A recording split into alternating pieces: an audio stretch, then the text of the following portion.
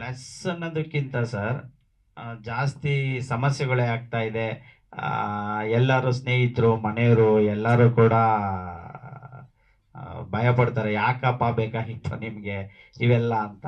ನಾವು ಒಂದು ಒಬ್ಬ ನಿರ್ದೇಶಕನಾಗಿ ಒಂದು ಏನು ಏನು ಹೇಳ್ತಾರೆ, ನನ್ನ ಕಲ್ಪನೆಯಲ್ಲಿ ಮಾಡಿದಂಥ ಸಿನಿಮಾ. ಹಾಗಾಗಿ ಈ ಥರ ಘಟನೆಗಳು ಒಂದು ಯಾವುದಾದ್ರೂ ಒಂದು ಕಾಂಟ್ರವರ್ಷಿಯಲ್ ಸಬ್ಜೆಕ್ಟ್ ಮಾಡೋಕ್ಕೋದಾಗ ಇದಾಗುತ್ತೆ ಅನ್ನೋದಿದೆ ಸರ್.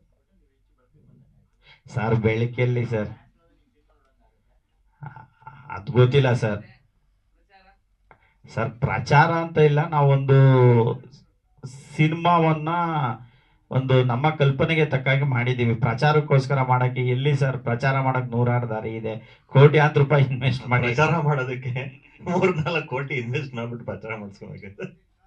ರಿಲೀಸು ಸರ್ ಒಂದು ಸ್ವಲ್ಪ ಒಂದು 4-5 ಜನ ಡಿಸ್ಟ್ರಿಬ್ಯೂಟರ್ ಮಾಡಬೇಡಿ ಅಂತ ಹಿಂಸೆ ಕೊಡ್ತಾ ಇದ್ದಾರಂತೆ. ಸೊ ಅದೆಲ್ಲ ಅದಾದ್ಮೇಲೆ ಕ್ಲಿಯರ್ ಮಾಡ್ಕೊಂಡು ನಾವೇ ರಿಲೀಸ್ ಮಾಡೋಕ್ಕೆ ಓನ್ ಆಗಿ ಮಾಡ್ಲಿ ಸರ್. ಮಾಡ್ತಾ ಇದ್ದಾರೆ ಅಂತ ಗೊತ್ತಿಲ್ಲ ಸರ್. ಯಾರು ಕಾನೂನು ಎಲ್ಲರಿಗೂ ಒಂದೇ ಸರ್, ನಮಗೂ ಒಂದೇ, ಲಾಯರ್ ಆದ್ರೂ ಒಂದೇ, ಜಡ್ಜ್ ಆದ್ರೂ ಒಂದೇ, ಸೆಲೆಬ್ರಿಟಿ ಆದ್ರೂ ಒಂದೇ, ರೋಡಲ್ಲಿ ಹೋಗೋನ್ಗೂ ಒಂದೇ ಸರ್. ಯಾರು ಏನು ಮಾಡೋಕ್ಕಲ್ಲ ಸರ್.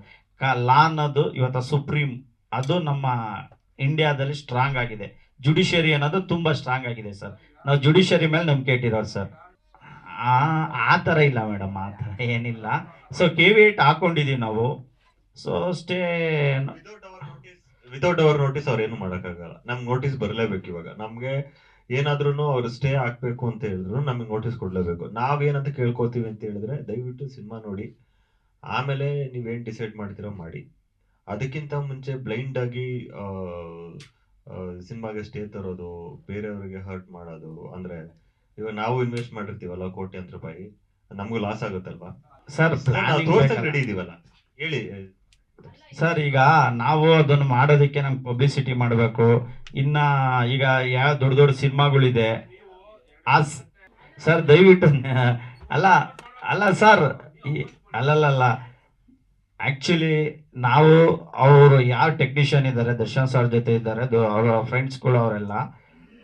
ಸೊ ಅವ್ರಿಗೆಲ್ಲ ಅಪ್ರೋಚ್ ಮಾಡಿದೆ, ನಾನು ಮಾಡಿದೆ. ನನಗೂ ಫ್ರೆಂಡ್ಸ್ ಅವರೆಲ್ಲ ಸುಮಾರು ನಾನು 2010ರಿಂದ ಇಂಡಸ್ಟ್ರಿಯಲ್ಲಿ ಇದ್ದೀನಿ, ಸಣ್ಣ ಪುಟ್ಟ ಸಿನಿಮಾ ಮಾಡ್ಕೊಂಡು ಅವಾಗಿಂದನೂ ಪರಿಚಯ. ಅವರು ಎಲ್ಲ ಸ್ಟಾರ್ ಆಗಿದ್ದಾರೆ ಈಗ. ಆಲ್ ಟೆಕ್ನಿಷಿಯನ್ ನನ್ನ ಜೊತೆ ಕೆಲಸ ಮಾಡ್ತಿದ್ದರು, ನನ್ನ ರೂಮ್ಮೇಟ್ಸ್ಗಳು ಅವರೆಲ್ಲರೂ. ನಾನು ಅವ್ರ ಹತ್ರನೂ ಕೇಳಿದೆ, ಅವರು ಇಲ್ಲ ಮಗ ಅವ್ರು ಒಪ್ತಾ ಇಲ್ಲ ಅಂದರು. ಅವ್ರು ಕೇಳಿದಾರೋ ಇಲ್ಲೋ ಗೊತ್ತಿಲ್ಲ ಅದಂತೂ.